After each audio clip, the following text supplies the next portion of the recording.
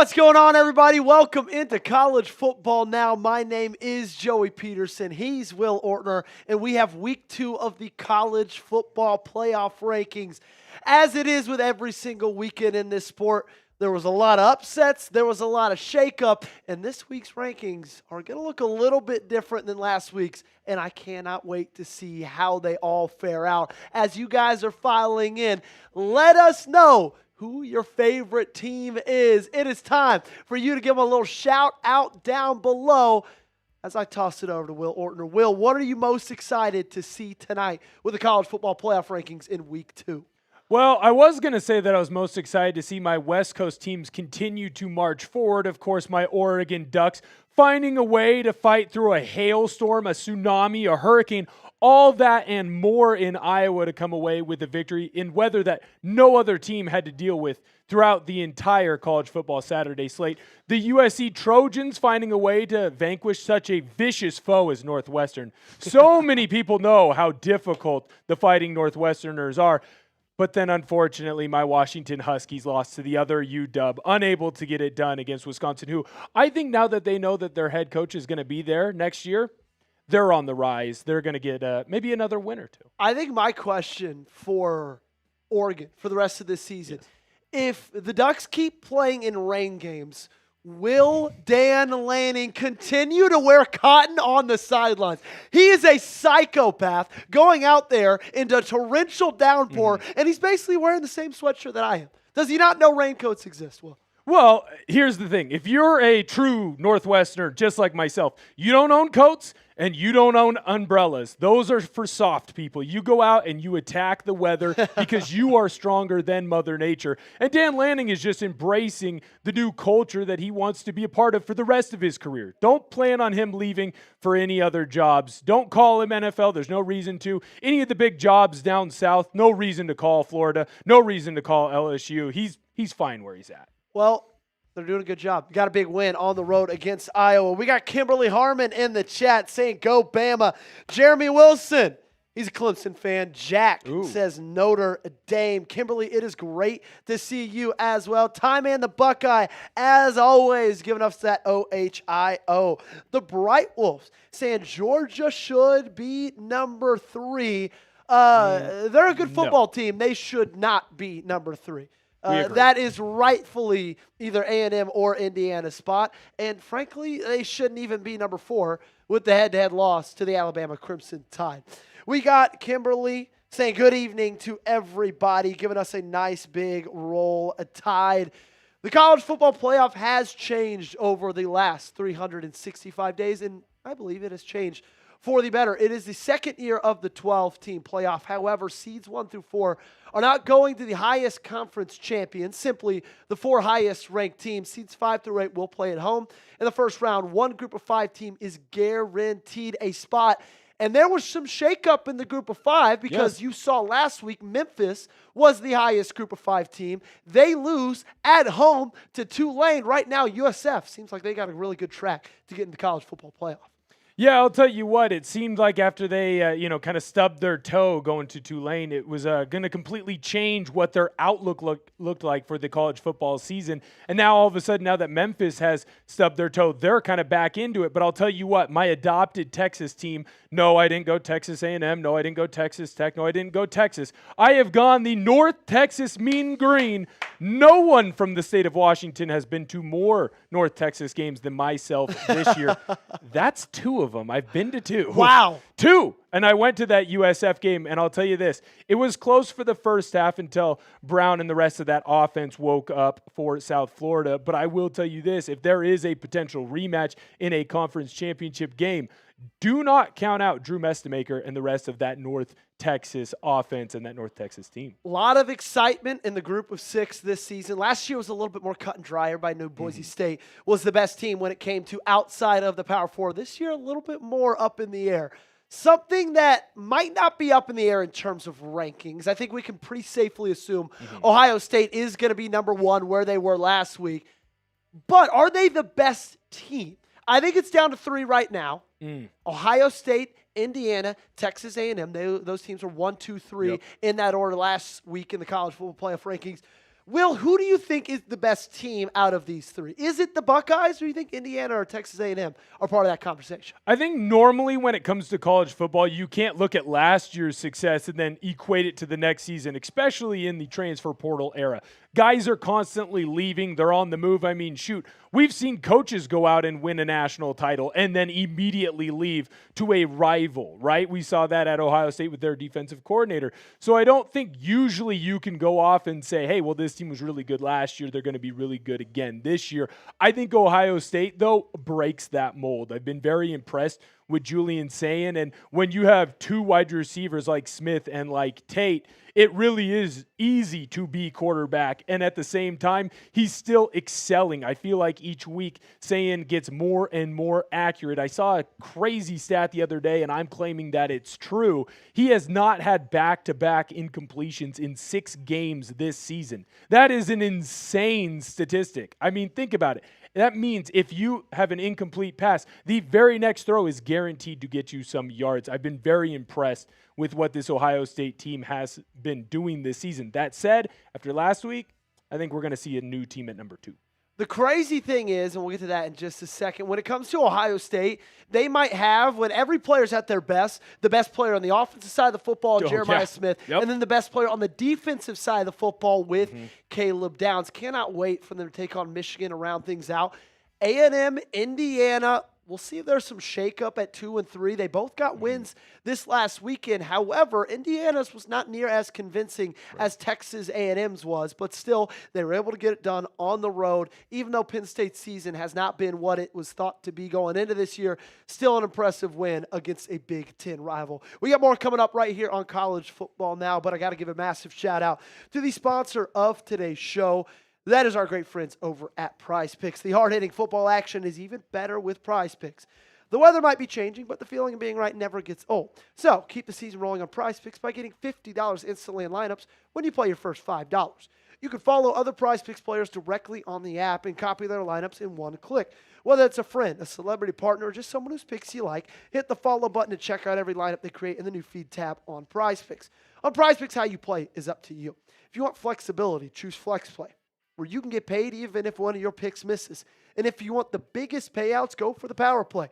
No matter your play, Prize Picks is a great way to put your takes to the test. It's the only app that offers stacks, meaning you can pick the same player up 3 times in the same lineup. Want to pick more on Fernando Mendoza's pass yards, rush yards, touchdowns? Now you can pick all of them in the same lineup only on Prize Picks. You can download the Prize Picks app today and use code CLNS to get $50 in lineups after you play your first $5 lineup. That's code CLNS to get $50 in lineups after you play your first $5 lineup. The link to this promo is in the comments and description of today's video. Prize Picks, it's good to be right. It was a lot of wins for the top 5 teams in the country this past weekend. Ohio State on the road to Purdue won that one, no problem, 34-10. Indiana, like we talked about, barely beating Penn State, 27-24, miracle drive. A lot of people saying the best play of the season, that catch in the back of the end zone, unbelievable. Texas A&M just zipping up another body bag, go on the road to Mizzou, no problem. They win that game 38-10. Bama took down LSU in Death Valley. They win that one 20-9. And then Georgia absolutely took it to Mississippi State on the road. I think, Will, there is no surprises that these are the 5 best teams in the country. Yeah, I would say right now, Indiana, I think it's a deceivingly close game. And what I mean by that is there's a reason why we thought this Penn State team so highly of them at the beginning of the year. Remember, it wasn't just because of the coaching staff that they had brought in, but the talent on the field. And sometimes the talent can overweigh all the turmoil that is happening around you.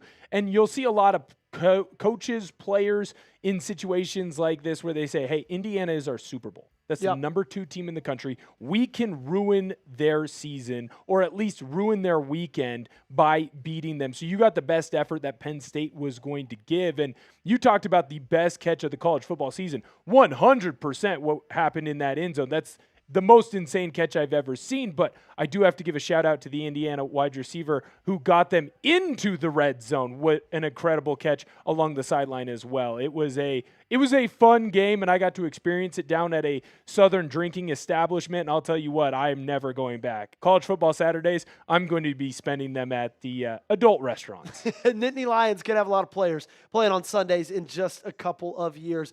On to the rest of the top 10. Ole Miss got to win. Got to love that SEC non-conference game in November, 49-0 over the Citadel. The biggest game of the weekend, number 7 BYU against number 8 Texas Tech in Lubbock. Their biggest game since 2008 against Texas, and the Red Raiders just absolutely dominated.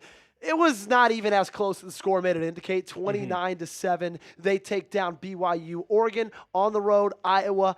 Big weather game, really big drive there at the end from Dante Moore. They win 18-16. And then a game at number 10, Notre Dame against Navy. A lot of people making some big things about that game going into it, and Notre Dame just absolutely steamrolled them 49-10. I like how the old heads like to bring back like Notre Dame and Navy. Like, guess what? It's going to be a close matchup. Yep. No, there's one team that has better coaches. They have better players, better schemes offensively, defensively, and special teams, and their execution is better. The only thing that Navy has that Notre Dame doesn't necessarily have is the discipline, right? Yep. Like that is 100% the Naval Academy, Army, and Air Force. They're all going to be better when it comes to the discipline of their team. Otherwise, the rest of it just goes towards Notre Dame. It was never going to be a close game. Yeah, same thing happened last year. I remember everybody saying that game was going to be close, going to be exciting, and Notre Dame just absolutely rolled the midshipmen 2 years in a row.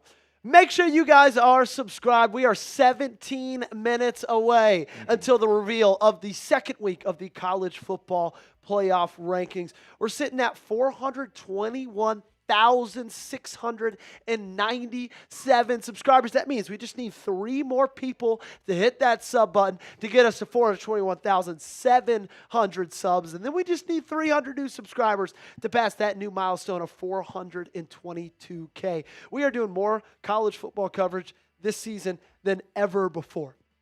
So many things going on in the coaching ranks. We've got it covered for LSU, Florida, Penn State, Arkansas. Anything you can need, you'll be able to find it right here on Chat Sports. If you love the NBA, if you love the NFL, guess what? It's your lucky day. We cover that here as well. Make sure you guys subscribe. It's free. It's easy to do. And it locks you guys in for daily coverage. 3 more people to get us to 421,700. We'll take a look back in at last week's college football playoff rankings. Ohio State at number 1. The big question going into it, who was going to be number 2, Indiana or A&M? They went with the Hoosiers at 2, Aggies at 3, Bama, Georgia at 4 and 5.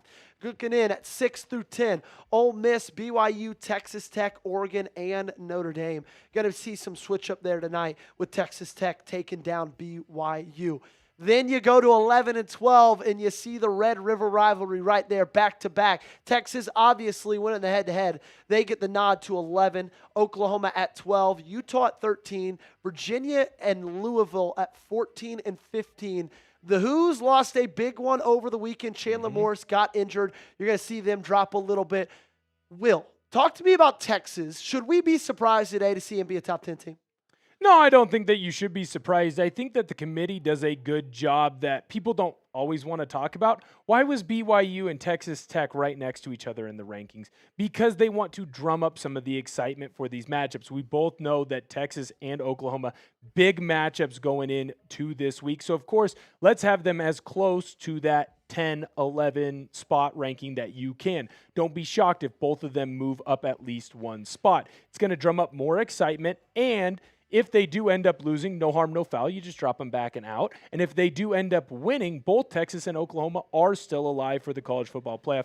Don't be surprised if a victory comes for either team and you see big jumps the week after. Yeah, they've both got massive games this week. And in Texas, even though their wins have not been quite convincing, you still look at the schedule. and they are still only a two-loss team. So Texas at number 11, like we said, 15 Louisville. To 16 to 20, Vanderbilt, the Commodores. They're going to get a little bit of a bump up as well, even though they barely beat Auburn this past weekend. A win is a win. Georgia Tech at 17, Miami at 18, USC at 19. Very convincing win for them this last Friday night. And then number 20, the Iowa Hawkeyes. I don't want to see Iowa drop too much because they've done what they've done all season long, play good teams really, really close. I feel like somewhere for that 20 to 23 range for Iowa is perfect. Like, I feel like if you drop them down any more than that, to me, they were perfectly ranked. They were number 20. They had a great game against a top 10 team. You shouldn't punish them for playing exactly how your ranking says they're supposed to. Yeah, no, I completely agree with you. This isn't a UW going and losing to a Wisconsin team that isn't going to be eligible for a bowl game this year. This isn't one of the, Virginia's, Louisville's losing to Cal and losing to Wake Forest. This is a team that went out, played a better opponent than what they were, or at least they were on paper, and they took them down to the wire. I mean, shoot, if Dante Moore doesn't have an absolute dot of a throw, by the way, I was going a little bit nuts on some of the play calling on that final drive for the Ducks. If it's not a great throw from Dante Moore down the sideline, Oregon doesn't even have the opportunity to kick that field goal, right? So I think this Iowa team should still be ranked, and I think if the committee does right by them, yeah, they might drop a spot, might drop 2 or 3, but they should be well within that 25 to 23 range. Rounding out the top 25 last week was Michigan, Missouri, Washington, Pittsburgh, and Tennessee. Michigan might be the most interesting team going throughout the rest of this season. Of course, I'm talking about that final game of the year, the game, Michigan-Ohio State. Can they beat Ohio State again? We'll find out to round out this season. We already talked about Texas, but I want to send it to you guys. We've discussed, we've given our opinion. Now it's time you give yours. Is Texas a playoff team? Type Y for yes, type N for no, down below in the comment section. It might not feel like it will, but right now, technically they are, but I think they're going to get a big test this Saturday. Well, if they run the table, they're a playoff team. If they stub their toe at all, then they are not going to be a playoff team. That is the beauty of the 12-team playoff. And I know some people are upset because not every game matters as much as it used to, but now more games matter throughout the entirety of the year. And I find it fascinating to see if Texas, if Oklahoma, let's not throw USC out on this as well. That's another team where if you look at their schedule and they go on a run, Michigan as well, throw them into this category of if they run the table, they will be in the playoff. Now, do I think those teams necessarily will? No, probably not. But it still makes it fun and makes it for exciting theater. Yeah, Texas has a massive game on the road. They'll be in Athens this weekend, taking on Georgia. And then they play Arkansas. And, of course, they end their season as God intended it, playing the Texas A&M Fighting Aggies. If they beat Georgia, that game, Texas, A&M, most likely, if Texas obviously wins that game, they'll be a playoff team. That one could have massive, massive implications, especially if A&M continues to win. And that game will most likely mean a guaranteed spot in the SEC championship, which it's kind of looking like they're a really big front runner to get a spot in that SEC title game.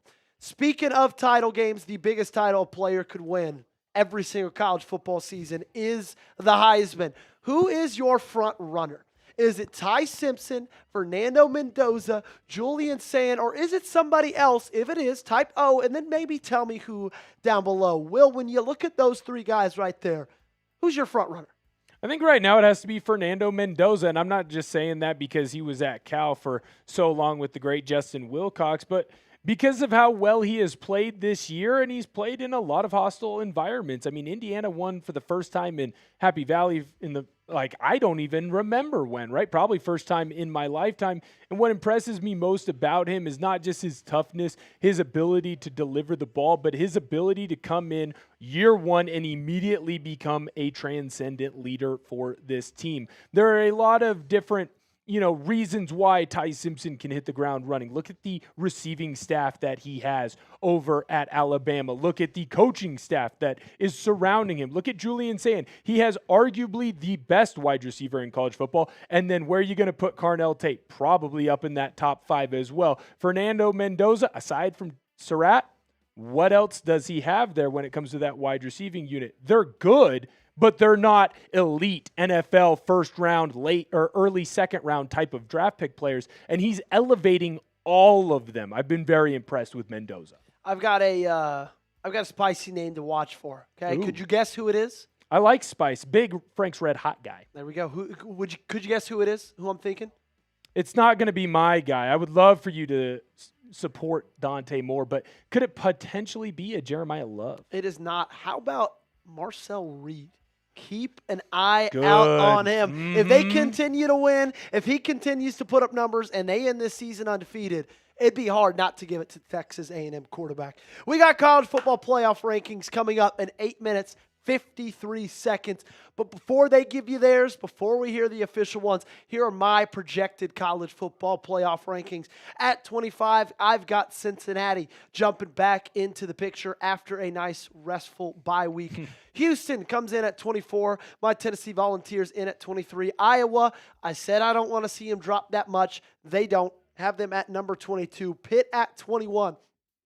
Big game for Pitt this weekend. Notre Dame. Can Notre Dame continue to stack ranked wins? We'll find out in just on Saturday. If we go to 20 to 16, Louisville, Virginia, they fall from 14 to 19. Michigan at 18, USC at 17. Number 16 is Miami. I think all three of those teams, maybe not as much Miami because they are in the ACC, they control their destiny, especially with Michigan and USC if they want to cause a little bit of chaos in these last couple of weeks. I would say that you might not have even dropped Virginia and Louisville far enough. Don't be shocked if the college football ranking committee drops them further than 19 and 20 just because of the disrespect that we've seen the committee give the ACC through the first set of rankings. At this point, the ACC is going to get one team in, and I think that is the maximum. There is a doomsday scenario for the ACC where Duke can somehow wiggle their way into a ACC championship. Then I don't know if you get a single team in right now. But when you look at that Michigan USC spot, I do truly believe those teams do control their own destiny. Just win and you will get in. The question is are you going to be able to win those key games? Because it's a difficult last couple games. Yeah, it's you could call it disrespect, but you could also just call it the truth. The truth. Yeah. The ACC, it's in an interesting league. A lot of good teams, no great teams. What is great, though, is this sport, college football. If you love it, do me one big favor. Hit that thumbs up button and like today's video. Producer Jack, we have 327 people watching. We got 29 likes. Tell me what you think about that ratio. It might be one of the most disgusting ratios I've ever seen in my entire life. I think we should get, I'm just going to say it. What are you going to say? We should get to 100. Oh. We're at 31 right now. Okay. Usually I say, we should get to 50 or, we should get to 60. No, we should be at 100. Okay. I like it. I mean, almost 400 people watching. Look at that. We're at 42 now. Well, we're skyrocketing. Not good enough. 100. Okay. Got to get to 100. You know what, honestly, if we don't get to 100, we might turn the stream off. Okay. Oh. Wow. Ooh. I mean, we might have the headsets on, but Jack, unfortunately, is flying this ship, and he could turn it off the second he wants to. Now, he might have a meeting in our boss's office if that is the case. But, hey, he controls it. You guys technically control it. And if you like the video, we'll keep it going. I honestly think they would respect that decision.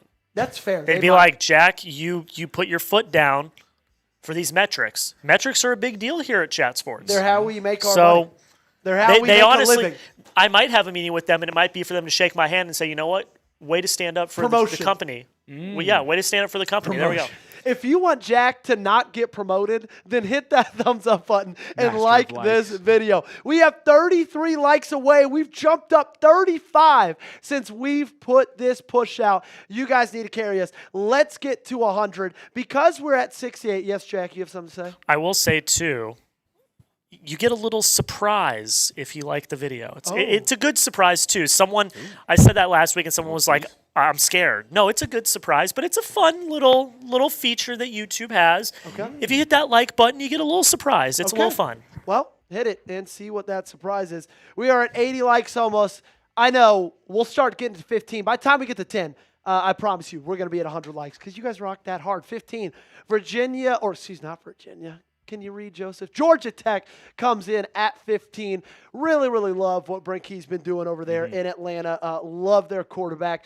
Just two guys that share the exact same mindset. Yes. And I promise you, if Key was a quarterback, if he was a football player, he'd play the exact same way. BYU falls from 7 to 14. Look, they just could not take advantage of opportunities their defense was giving them. They had 7 plays the entirety of that football game in Texas Tech territory. Tech just pretty much dominated that game. The Vanderbilt Commodores, even though they barely squeaked by Auburn, I've got them projected to be 13. Utah is at 12. The Utes making some noise in the Big 12 all season long. Oklahoma at 11. Will, any thoughts on Oklahoma being at 11 or even Vanderbilt being at 13? What's your thoughts on the Commodores? I'll tell you right now, I've never watched more Vanderbilt football that I cared about than on last Saturday. I was watching with a buddy.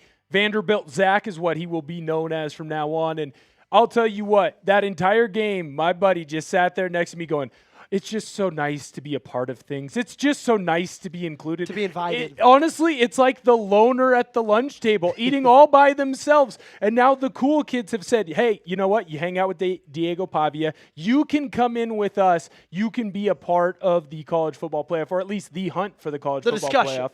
Hey, right now, I think they have as good a shot as any of these teams in the top 15 of getting in. Again, they have to win out because it's not the most difficult schedule in the SEC. But if Vanderbilt is able to do it, they might sneak their way in. A 10-2 Vanderbilt team is a playoff. Yeah, for sure. They control their own destiny, and that's really all you could ask for at this point in the month, at this point in the year.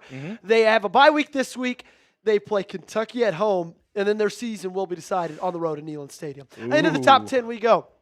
I've got the Texas Longhorns sitting at 10, Notre Dame at 9. We go to number 8. You'll find the Oregon Ducks right there. Number 7, I got Texas Tech, and 6, Ole Miss. Texas Tech, they put on a show. They made a statement, in my opinion, but you can't move Ole Miss from number 6, and you definitely can't move any of these top 5 teams, starting with the Georgia Bulldogs, and then we'll have the Alabama Crimson Tide. A lot of red about to come your way because number 3, Texas A&M, number 2, Indiana, and number 1, no changes right there, the Ohio State Buckeyes. If there are any changes right here, I think it's going to be 2 and 3. If you were on the college football playoff, Will, would you put Indiana or Texas A&M as number 2? I would put Texas A&M as number 2. I think that they've been incredibly impressive this entire year.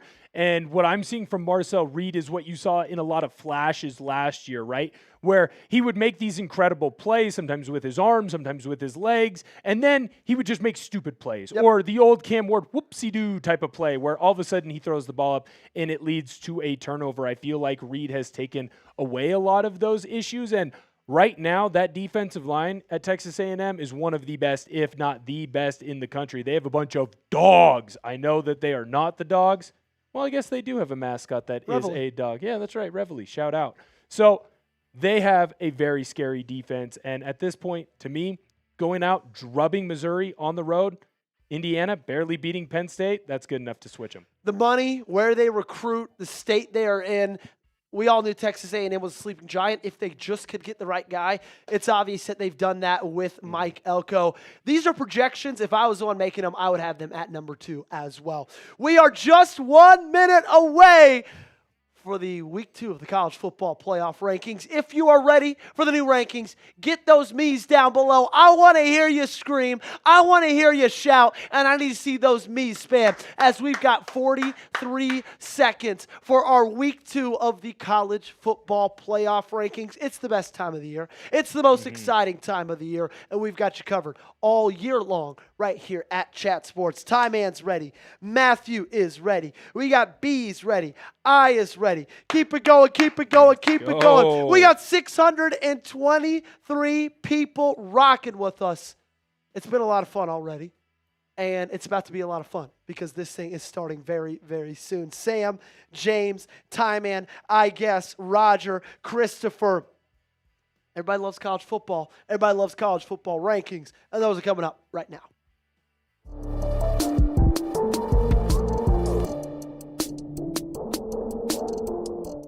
Welcome into College Football Now. My name is Joey Peterson. That is Will Ortner. We got the week 2 of the college football playoff rankings coming up momentarily, and we could not be more excited. Not a lot of shakeup in the top 5, some shakeup in the top 10. Cannot wait to see where the committee ranks these top 25 teams and what that is going to mean going forward for all the Power 4 conferences. Speaking of the Power 4 conferences, the college football playoff is the same, most likely, with most things. 12 teams still.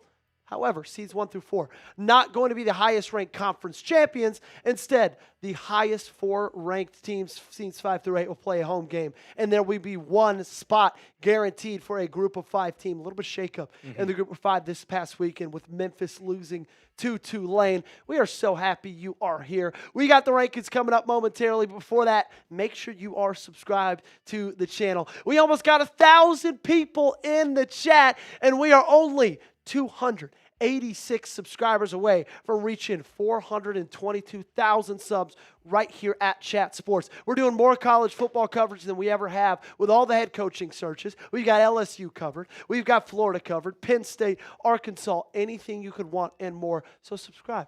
It's free. And while you're down there hitting that big red sub button, let me know, who do you think is the best team in college football? Ortner, as I throw it to them, I'm going to throw this one to you as well. Yes, I think it's Ohio State. What they're able to do offensively and defensively, just kind of breeze their way through the Big Ten right now without really a worry. I think there's an argument to be made. We haven't even seen the best of this Ohio State team. They're continuing to get better every single week without hitting their peak. That is what you want. That is what you need. And the one attack against Ryan Day for years and years and years, other than being unable to beat Michigan, was he had this ability to fall apart when it came to the playoffs. Obviously, last year, his team did not do that. He now knows how to get to a college football playoff and win the whole thing. Don't be shocked if this Ohio State team continues to go marching into the college football playoff and has a back-to-back victory year. We said this in the build-up, but when every player in college football is at their best, they've got the best player in the country on their offensive side of the football in Jeremiah Smith, and then they've got the best player in the country on the defensive side of the football as well with Caleb Downs. That's going to be a hard team to beat. Of course, they'll get a really big test into the season with Michigan. For Indiana, they might have the best quarterback, but Texas A&M, with what they've done so far with their schedule against the teams they've played, really no problems except week 2 on the road against Notre Dame. I've been really, really impressed with what I've seen from Mike Elko's squad. Yeah, I'd say this. I wouldn't say that they necessarily struggled with the Notre Dame team. You just had 2 top 5, 10 teams in the country go to war with each other, right? And at that point, Texas A&M's defense wasn't what it is now, right? You shouldn't be the best that you are weeks 1, 2, 3, and 4, or we'll start calling you Mario Cristobal, right? You want to continue to get better every single week, and I think that's what this A&M team has done. Now, I do want to say this, and this is a little bit of a deviation. Kevin in the chat, Oregon is really elite. Stop going in the chat and downgrading my Duckies. They had a lot of injuries. What you don't realize is most teams on a bye week, they rest and they recover. Not Dan Lanning's squad. Nope. We go to war with maces and with bats and clubs, and that's what gets you tougher. That's what gets you ready for the college football playoff. That's why most of our best players were unable to play in that game. Definitely got them ready for the Iowa Hawkeyes as they went on the road, got the win there, and that's going to drop Iowa down to number 22 in my projected college football playoff rankings. The 25 through 21 spots will go to Cincinnati, Houston, Tennessee, Iowa, and Pittsburgh. If we look at 20 through 16, we see a lot of ACC and a lot of Big Ten. Louisville, Virginia. Then you go Michigan, USC. Interesting spots for both those teams as we round out the final 3 weeks of the season. And then you find Miami right there at number 16, a team that had everything out in front of them until they fumbled it multiple weekends in a row. Georgia Tech, BYU, Vanderbilt, Utah, and Oklahoma. They're going to be at the 15 through 14 spot. When you look at Vandy, Utah, Oklahoma, 3 teams that still, in my opinion, control their own destiny. Into the top 10, that's where we'll find the Texas Longhorns, Notre Dame, Oregon, Texas Tech, who had their biggest game this past weekend, and they beat up on BYU. Then we'll go to Georgia, Alabama, Texas A&M, Indiana, and Ohio State. I believe that's going to round out your top 5 as we officially get into the college football playoff rankings for week 22. Cincinnati will come in at number 25. The Bearcats rested up on a bye week, jumped into the top 25, as well as South Florida, who we mentioned, Will, is easily, they got the inside track to be the G5 team in the playoff. Yeah, and they deserve to be ranked. I mean, I've seen them up close and personal over when they dominated North Texas, at least in the second half. It's a very impressive team with what I would say is the best group of 5 quarterback in Brown. What he's able to do with his legs and his arm has been impressive. This South Florida team deserves to be ranked in the top 25. Yeah, their head coach, Alex Golish, would not be surprised if he has a new head coaching job over the offseason. My Tennessee Volunteers come in ranked at number 23, a 6-3 team whose best win is Mississippi State, but they've only lost to some pretty dang good teams in some pretty tough spots. Number 22, that is where you'll find Pittsburgh. They take on Notre Dame this weekend. That way, this game is going to be massive for both teams, and I feel like if Notre Dame wins it, it is a guaranteed spot in the college football playoff for the Fighting Irish. Well, I think you might as well already pencil them in then. I don't see Notre Dame falling to Pittsburgh. I think that this Notre Dame team has been very impressive. Marcus Freeman knows how to win football games. He's going to get it done, and you might as well put Notre Dame in already. At number 21, you'll find the Iowa Hawkeyes. Yep. I love this. They were 20 last week. I did not think they deserved to fall very far for playing against the top 10 team, just as their ranking would have suggested they would. They only fall down one spot. We're 20 last week. They find themselves at 21. So you're 25 through 21, Cincinnati, South Florida, Tennessee, Pittsburgh, Iowa. No big surprises right there. And with that, we're going to go to the number 20 team in the country. Jeff Brom's squad, Louisville. They find themselves falling 5 spots. They will be in this number 20 slot. I'm excited to see what's going to happen this offseason with Louisville's head coach. See if he'll be a talked about candidate for any of those top jobs open right now. He's the type of coach, too, that really keeps getting passed over, and I don't understand why. Yes. Has done a good enough job at Louisville to earn a look at a bigger spot. Speaking of ACC schools dropping, that's the Virginia Hoos. The Cavaliers will come in at number 19. Big loss this weekend, but they also lost something a little bit more important. Their quarterback in the first quarter. He missed the final 3 quarters of that game. Number 18, you'll find the Michigan Wolverines. Up 3 spots from last week. And again, they're a 2-loss Big Ten team, still to play Ohio State. And though it does not feel like it, their season is still in their hands. And that loss against Oklahoma, as they continue to win, looks better and better each week. Yeah, it's very much in Michigan's hand. Again, I don't know that I see them running the table, but I'm not going to sit here and say that they can't get it done. Michigan has found ways to win a lot of football games that I wouldn't expect them to win the last couple of years. They got Northwestern Maryland, of course, wrap up their season with Ohio State. Speaking of the Big Ten, that's where we'll find our next team. USC, number 17.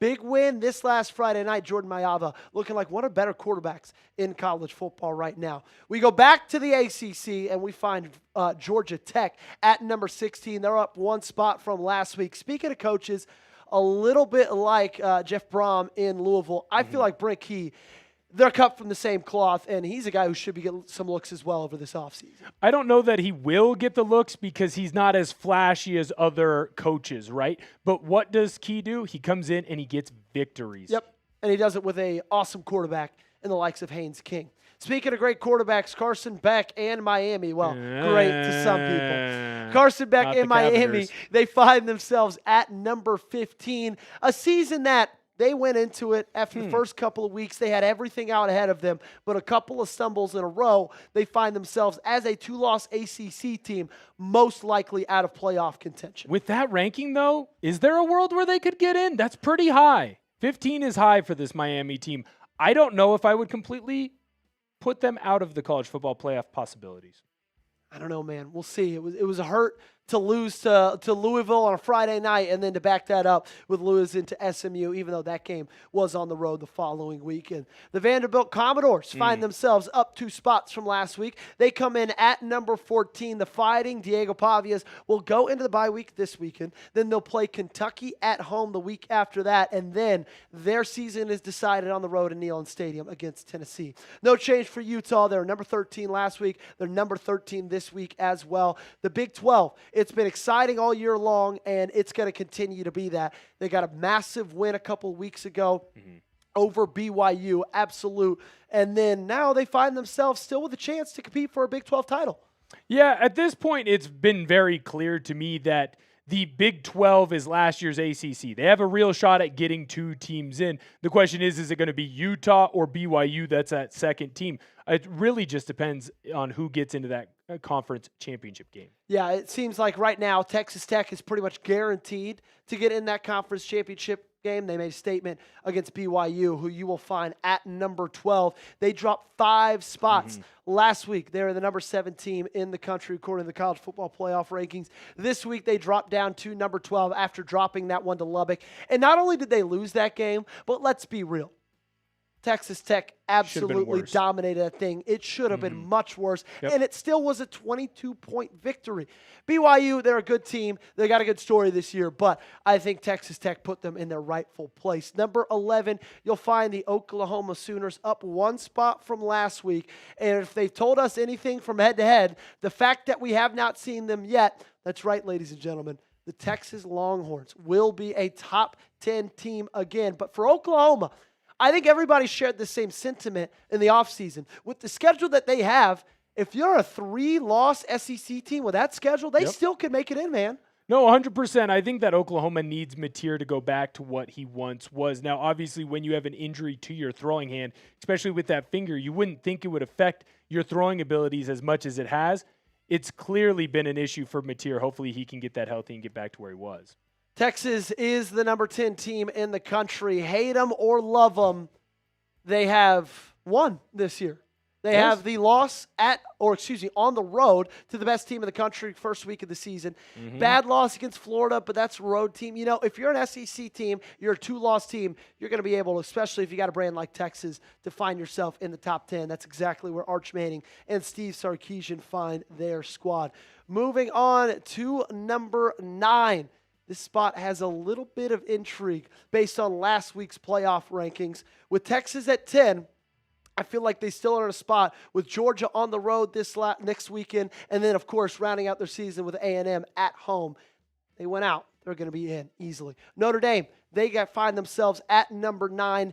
Big win over Navy, dominating fashion. They got a big game this week against Pitt. Number 8, you'll find the Oregon Ducks, Dan Lanning, the squad. Still only a 1-loss team and a big win against Iowa over the weekend. Yeah, and it's a slightly more difficult schedule than you realize. They're going to have to go and play USC and UW to round out the year. This Oregon team isn't a lock to get in by any means, but I think if you're able to get to that 10-2 mark, Oregon will be just fine. A little bit of a surprise here as Ole Miss drops 1 spot to number 7 because the Texas Tech Red Raiders, fresh off the biggest win for their team in a very, very long time, jumps up to number 6. And I'm not saying it's wrong. I'm just saying it's surprising. But with what Texas Tech showed us on Saturday, man, they are such a well-rounded team, and they need to be taken seriously as anybody else in the top 10. I 100% agree. I still don't know if this Texas Tech team can win a national title. I don't know if they're that good. But I also feel like this is the College Football Playoff Rankings Committee taking a little bit of a shot at Ole Miss. When you have these late of the season FCS games, they really are bye weeks, so you do deserve to be jumped unless you beat a team like the Citadel by 100. Yep, exactly, and they only beat them by 49 this past Not 100. weekend. So, number 5, we go into Georgia, and then above them, we'll find the Alabama Crimson Tide. Right. No surprises there. It's where they were last week. Alabama won the head-to-head over the Bulldogs, so obviously they're going to be ranked higher. Number 3, this was a spot where we were wondering who it was going to be. It's the same as last week. You will find the Texas A&M fighting Aggies right there. And we both thought Indiana could have been here at number 3. It's obvious the college football playoff sees their win against Penn State is still something that's impressive. Well, it also shows you that they don't view Missouri as well or as strong as we might, Joey. I think that this Missouri team is getting a little bit overlooked. I understand that they're on their backup QB, but the Tigers have been very good this year. I think it's a more impressive win than people give A&M credit for. Indiana Hoosiers find themselves same spot as last week at number 2, and same for the very tip top of this thing. The Ohio State Buckeyes stay at number 1.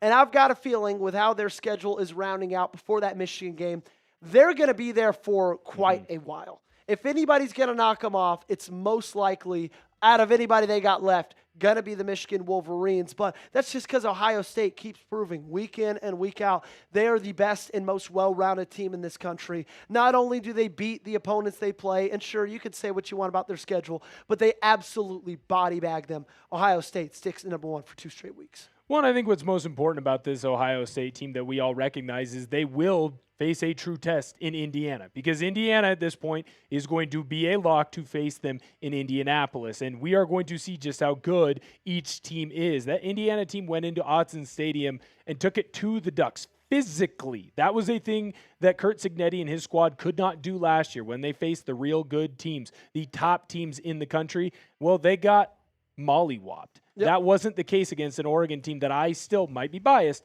I still think is very, very good. Yep, exactly. And we go into the college football playoff bracket right now. Those top 4 teams, like we said, they get bye weeks. 5 through 8, they get home games. And with USF being number 23, or number 24, they're the top G5 team. They find themselves playing Georgia, who is number 5. Notre Dame, Oregon facing off at the 8-9 matchup. Ole Miss, Texas at 7-10. Texas Tech and Miami at 6-11. You said it, the Canes still could make it, and right now they would. But I will tell you this, Hortner, based on what we got from last week to this week, these matchups are much more exciting than we had a week ago. 100%, and that's kind of the beauty of what the rankings can be at this point. They are just a snapshot of what everything is in that moment. Next week, a couple of losses here or there for some key teams, and all of a sudden, it's going to look completely different. I mean, not just at 12 where we had Memphis and now you have USF, but a key loss for Texas, a key loss for Oklahoma, a victory for an Oklahoma type of team could help them leapfrog into some of these types of matchups. That ranking is going to continue to shift every single week. And it's why we love college football. There's always something to argue about. There's always a point to push for your squad. And right now, what I hope for are teams like USC, are teams like Michigan, teams like Oklahoma and Texas. Keep winning. Keep messing up what this bracket is supposed to be. Give us that excitement that we've been missing for years on Rivalry Week, because the rivalry games don't quite mean as much as they once did in the past, but they can still mean something very, very important. I'm all about chaos, man. I think when I look at that bracket right there, Ole Miss, Texas is really intriguing. Could be fun. Notre Dame, Oregon is really intriguing. Texas Tech, Miami, really intriguing. Those would be some really fun matchups to look at in that first round. I think of those first round matchups, I think the most exciting for me is probably Notre Dame, Oregon. Oh, it has to be. I've got very similar teams right there. Agreed. Teams that have lost games that maybe they shouldn't have. Well, I guess maybe not as much with Oregon. Teams that have losses that are looking to prove themselves as being legitimate contenders. Well, hey, guess what? We're a legitimate source for college football news every single day. So make sure you guys hit that subscribe button. We've been adding subs like crazy just in this stream alone, and it will not stop. I can promise you that. We are only 243 subs away from hitting 422K. So make sure if you have not joined us yet, we got 929 people watching. I guarantee you, not all 929 are subscribed. Make sure you hit that big red sub button. It's free. And that's pretty much all I have to say to convince you. The rankings are out. They are official. Grade them for me down below. A, B, C, D, or F. Ortner, my biggest surprise personally was Texas Tech over Ole Miss. Anything that stood out to you in those top 25 rankings? No, I think what was most important to me was actually that there was a flip there for Texas Tech and Ole Miss. I think that if you schedule an easier schedule, and no offense, but the SEC has done that by only playing 8 conference games for year after year after year, and I know that it's going to change, but there should be some punishment for a weaker game at the end of the season. And so I like that Texas Tech jumped in. Now, I don't know that Texas Tech is going to finish ahead of Ole Miss. Ole Miss has a tough schedule ahead. And Lane Kiffin, you know he knows what the rankings are. You know he knows what the spreads are. He's probably tweeted about it already, honestly.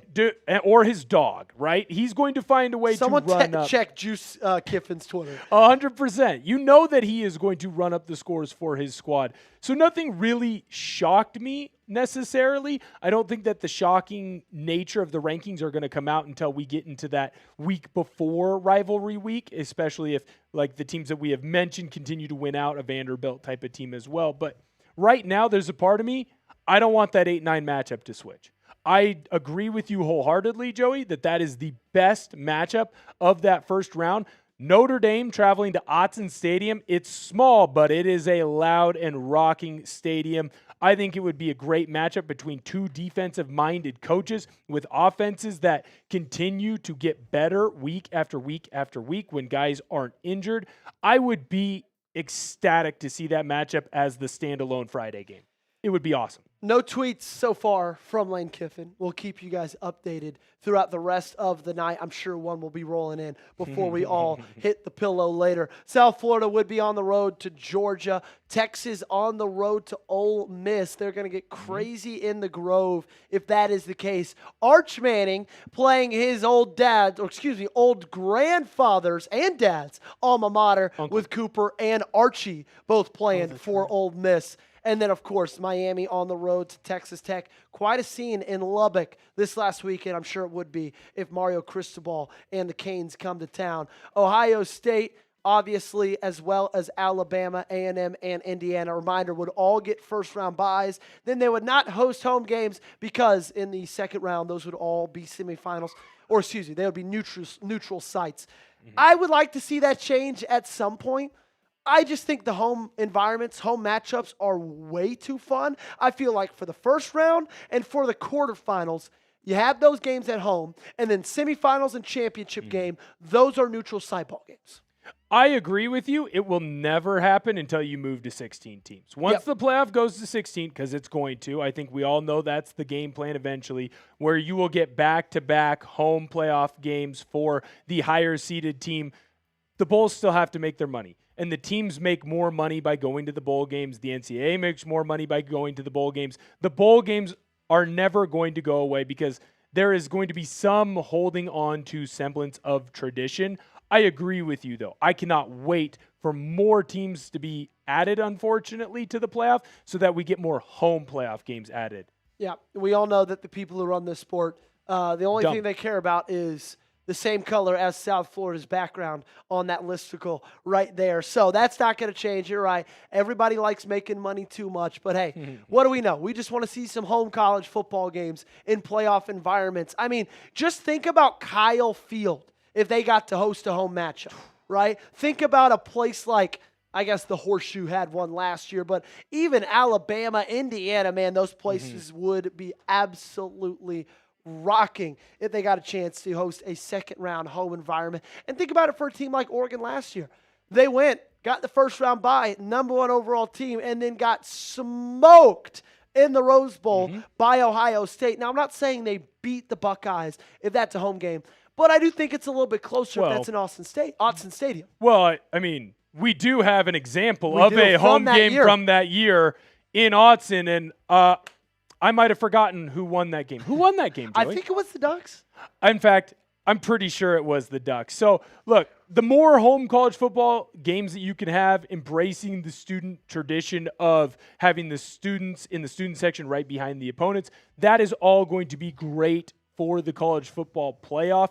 As a former D2 athlete, I loved embracing that. Now, obviously not in as big of stadiums, but if the FCS can do it, if D2, D3 can do it, of course they can do it at the FBS level. They're just going to hold out until the money just gets too good to not. As a former D1 student, shout out to you. I would love nothing more than to see the Tennessee Volunteers host a playoff game. Unfortunately, when you lose to Oklahoma at home in Week 10 of the college football season, that doesn't happen. I'm not still salty about it. Appreciate you guys for tuning in. Make sure you don't go anywhere, okay? Because if you didn't know, Mike Norvell, his seat might be just as hot as any's in college football. We're about to break down what FSU's hot board we think it looks like over the next kind of couple weeks as we feel like the Seminoles are going to make their final decision on their head coach. Don't go anywhere. We're going to give you 10 names that Florida State can hire if Mike Norvell gets fired. Producer Jack, are we ready to roll this one? All righty. Stick around. We got another hot board coming at you right now.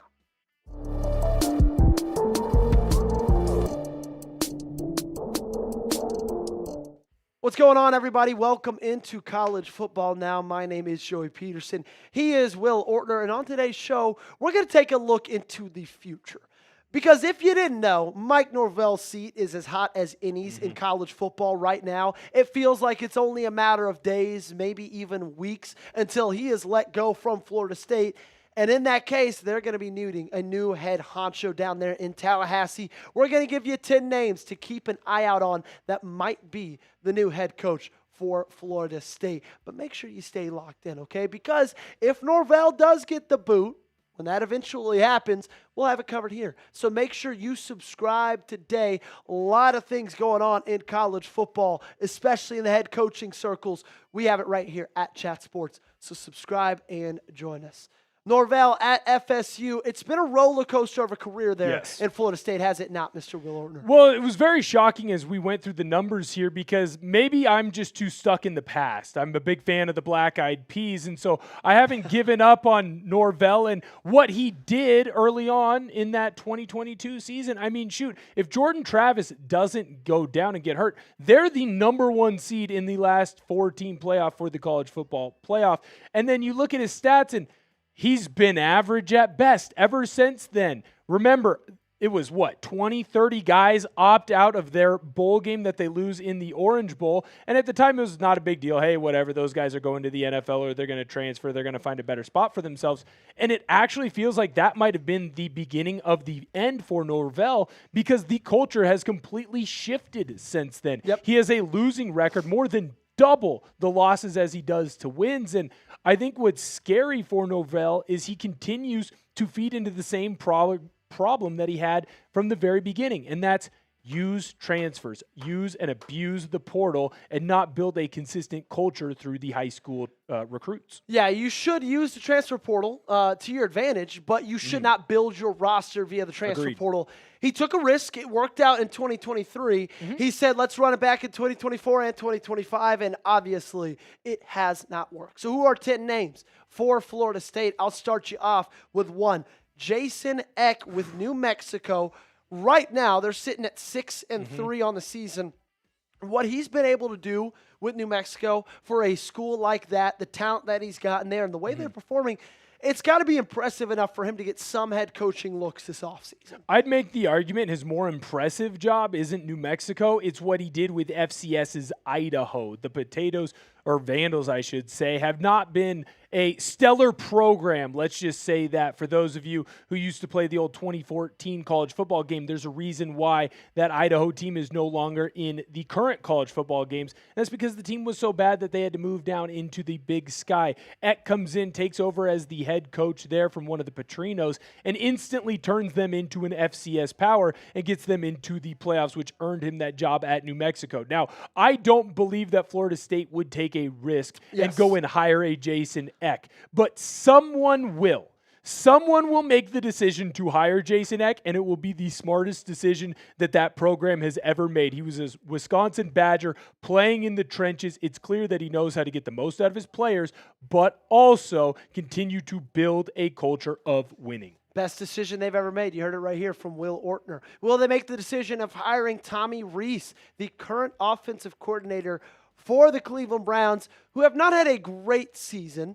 But I don't think it's because of the offensive coordinator. I think it's more because of the offensive talent. He's a young head coach, not a young head coach. He's a young coach, and he could be a guy that makes the climb back into the college football ranks this offseason with all those openings. I wonder if Rees is the type of coach that looks at the NFL game, though, and says, hey, I don't have to deal with as much elsewhere around, right? I don't have to go and talk to any donors and be nice to them. I don't have to, go and see an 18-year-old and really kiss their behind. I can just go in and coach college football or coach NFL football. I wonder if he's in this new wave of coaches that view the NFL game as actually a little bit more relaxing, a little bit easier than dealing with the day-to-day in college football. Glenn Schumann is our 8th coaching candidate, and although the Georgia Bulldogs defense is not as stellar as we're used to seeing, he's a guy who has learned under Kirby Smart, and if you want stability in a head coach. How about you just get a guy that's from the Nick Saban tree? How about you just get a guy who has watched Kirby Smart coach for the last 3, 4, 5, 6 years, who's been under him, who's learned from him? That seems like Glenn Schumann is going to be a good bet from somebody at some point over the next couple of years. Do you think Mike Norvell will be fired before the end of the season? Give me a yes or give me a no in the comment section down below. It feels like that's almost a certainty at this point, but who knows? They gave him that vote of confidence a couple of weeks ago. Will they keep it? Number 7, you can't talk Florida State without mentioning probably their most famous alum, and that is one Mr. Deion Sanders. This name had a little bit more shine on it a couple of years ago. That's turned a little bit into rust over this season. Could Deion be a legitimate candidate for Florida State?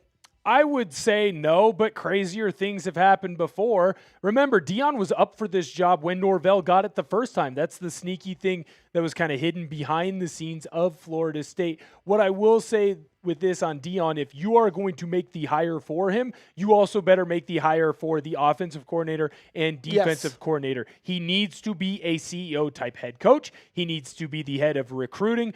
Do not let him touch the offense or the defense, and do not let him be in charge of the timeouts. I've watched too many Colorado Buffalo games this year with just wasted opportunities because he didn't call the game the correct way. He didn't use his timeouts when he needed to. And to me, it would be a move of use him to get everybody in and then trust that the coaching staff underneath him really builds up the players the way they need to be. I mean, I said it when he got hired at Colorado. Instantly, he has the same amount of pull as even a Nick Saban does. I know that sounds 100%. ridiculous to say, but imagine being a 16-year-old and you look on your phone and you get a text from Deion Sanders. That means something to 100%. these recruits. And so I think if you are going to hire him, you got to have him as a CEO type. I think this is a really interesting name, Brian Hartline. He's the wide receivers coach and offensive coordinator for the Ohio State Buckeyes. And if you know anything about Ohio State and their wide receivers, well, they've put out the best NFL talent probably over the last decade in the National Football League. Jackson Smith and Jigba, Garrett Wilson, Marvin Harrison Jr., Terry McLaurin. I mean, you could go on and on and on, all developed by Brian Hartline. Eventually, someone is going to bring him in as the head coach. Everything that Ohio State has done around Brian Hartline has been made to keep him there. Yes. Because he was originally just a wide receiver coach. Now, all of a sudden, teams are sniffing around him to be an OC. Hey, now you can be the OC here at Ohio State. They're not going to move on from Ryan Day to get Brian Hartline into a position of being the head coach of the Buckeyes in any time soon, right? So they're going to clearly have to be okay with him moving on. Which team is finally going to give him a bag, so to speak? He can recruit and he can flat out coach and develop talent. Someone's going to give him an opportunity. We got the top 5 coming up soon, but I got something that's number 1. I'm talking about America's number 1 fantasy sports app, our friends over at Prize Picks. The hard-hitting football action is even better with Prize Picks. The weather might be changing, but the feeling of being right never gets old. So keep the season rolling on Prize Picks by getting $50 instantly in lineups when you play your first $5. Prize Picks is the only app that offers stacks, meaning you can pick the same player up to 3 times in the same lineup. Want to pick more on Lamar Jackson's pass yards, rush yards, and touchdowns? Now you can pick all of them in the same lineup only on Prize Picks. Follow other Prize Picks players directly on the app and copy their lineups in one click. Whether it's a friend, a celebrity partner, or just someone whose picks you like, hit the follow button and check out every lineup they create in the new feed tab on Prize Picks. I think my favorite thing about Prize Picks is it is so easy to use. My wife plays it on a daily basis. My dad plays it on a daily basis. If my dog Applesauce, if she had opposable thumbs, I promise you she would play it on a daily basis as well. All you do is choose more or less on 2 to 6 player stat projections, and then you watch the winnings roll in. So download the Prize Picks app today and use code CLNS to get $50 in lineups after you play your first $5 lineup. That's code CLNS to get $50 in lineups after you play your first $5 lineup. Link to this promo is in the comments and description of today's video. Prize Picks, it's good to be right. For number 5, we go to the unemployment line. That is James Franklin. Right now, it just feels like Florida State needs stability. Yep. Feels like there's a lot of turmoil going on internally. And say what you want about James Franklin, I think he's a guy that screams that word. I'll tell you right now, James Franklin is the exact opposite of Mike Norvell. Yes. I couldn't agree with you more, Joey, and I think what would be important about adding Franklin over to Florida State is he is a clear winner. I understand that it didn't work out at Penn State. James Franklin is basically a tier 2 coach in my eyes. He is going to beat most of the teams that are worse than his program. He's going to build you up into being a top 10, top 15 program. Nowadays, that's good enough to get you into the college football playoffs. I don't know that he's good enough to get you a national title. I don't know that that is something that James Franklin has in his bag. But he can make you a program that people care about again. And that's really what Florida State needs right now. They need people to care about them again. And the best way to do that, I think, is go in with a culture builder. James Franklin would make Florida State instantly into one of the better teams in the country and return them back to their glory. John Summerall is our number 4 hot board candidate. And I think the question with John Summerall and Florida State is, would Florida State be able to land him?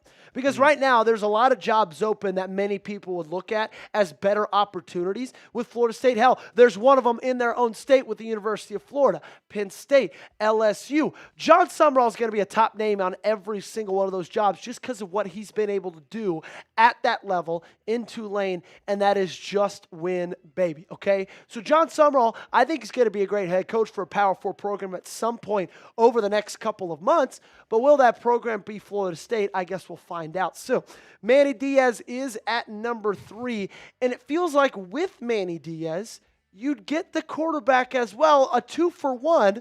Do you think Florida State would be interested in that? I think Florida State would be interested. I do think it would be a mistake. I think Manny Diaz gets a little bit hidden behind what's going on right now at Duke because, well, Duke football is the second most important thing at the University of Duke. They care about the basketball program more. And the fact that Duke is winning football games and being bowl eligible every year, that's good enough for them. I think if Manny Diaz goes back into one of these big school ranks, we're going to see a lot of the issues that he's had in the past. That Duke team should not have lost to Illinois, but they continue to turn the ball over. Make changes in the calls that you have on the field. I don't know that Manny Diaz would necessarily be a bad hire for Florida State. I do think, though, it is a hire that would not work out in the end, and you'd be looking for a new coach probably within 5 years. Will Stein is number 2 on this list, the Oregon Ducks offensive coordinator. What he's been able to do at that school under Dan Lanning, you sigh. There's been some ups, there's been some downs, but he's learning under a head coach who many people would have in regards as a top 3 head coach in current state of college football. Will Stein to Florida State. Thoughts on that one?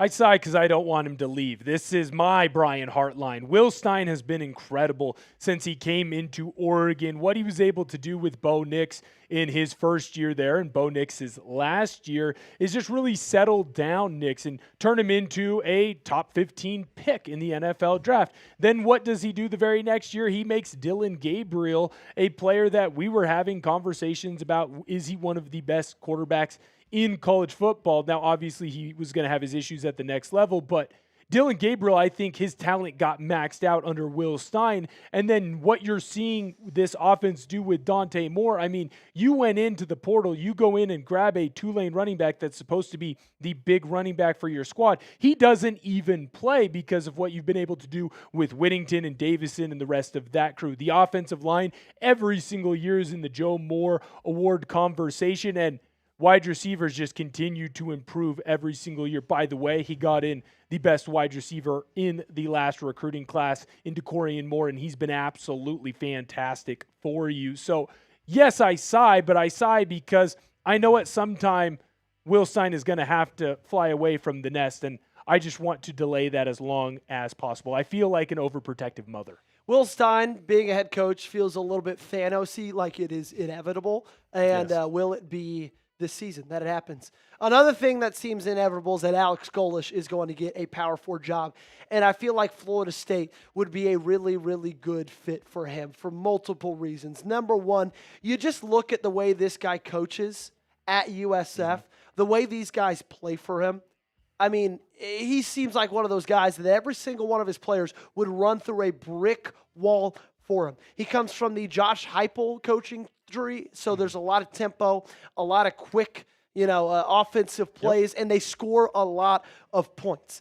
I think there's a lot of things to like about Alex Golesh, right? He's been at USF. He's been at UCF, so he knows what it's like to recruit in the state of Florida as well, which is one of the richest recruiting states in college football. He will be a Power 4 head coach in the next couple of years. The question is, who's going to be able to roll that dice? I think Florida State would be very, very smart if they did it. I think when you see Florida State at their best, when you've seen Miami at their best, and when you've seen Florida at their best, what have they all three done? It's recruit the state of Florida. Football is a religion down there. It is a lifestyle, and some of the best football players of all time have come from that state.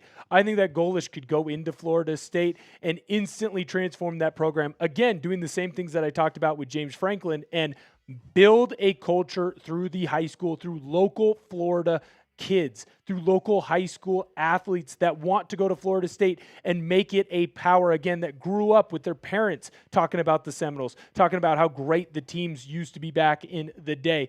You get a coach like Golesh to come in to that program with that high-powered offense, with the elite athletes that Florida State could recruit. I think that is a home run hire, and I think that they should definitely do that and not call Coach Stein. Alex Golesh, he'll be a head coach someday, and someone's going to be very happy that they made him so. Head coach in the Power 4. You get what I'm saying.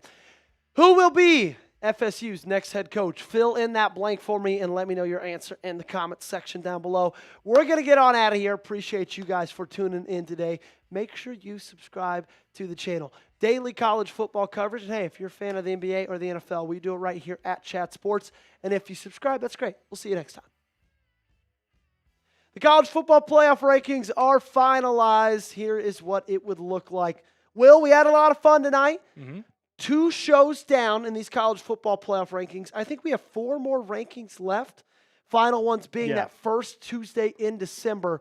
There's going to be a lot that changes, but I think what they're doing right now, I think they've got a lot of things right.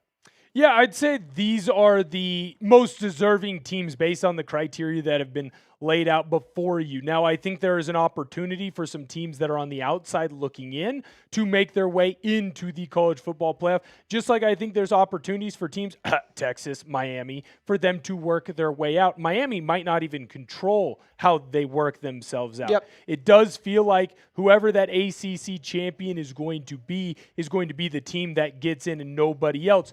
Miami might be the highest ranking team right now in the ACC. Both of their losses are in ACC play, so they need a lot of help to get to that conference title game. They find themselves at 7th in the ACC standings. Not going well. It seems like it's a very long shot for Miami to end up making it, but hey, at least they can put it on a banner. Week 2, college football playoff rankings, we're in.